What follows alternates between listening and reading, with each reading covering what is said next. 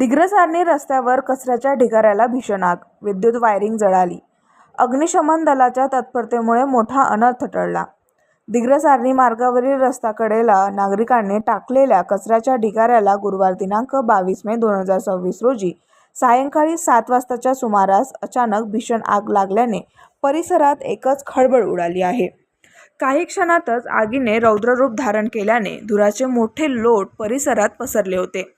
या आगीत जवळील विद्युत वायरिंग जळून नुकसान झाले असून काही काळ परिसरात भीतीचे वातावरण निर्माण झाले होते.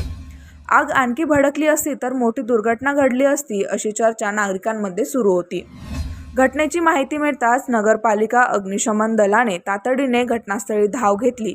फायरमॅन अश्विन इंगळे, सागर शेळके, अब्दुल नासिर व असीम देशमुख यांनी तत्परता दाखवत आगीवर नियंत्रण मिळवले. त्यांच्या जलद कारवाईमुळे संभाव्य मोठा अनर्थ टळल्याचे नागरिकांकडून बोलले जात आहे. शहरातील विविध भागात उघड्यांवर टाकला जाणारा कचरा व त्यातून निर्माण होणाऱ्या अग्नीच्या घटना गंभीर बनत चालल्या आहेत. नगरपालिकेने कचरा व्यवस्थापनाबाबत ठोस उपाययोजना कराव्यात अशी मागणी नागरिकांकडून होत आहे.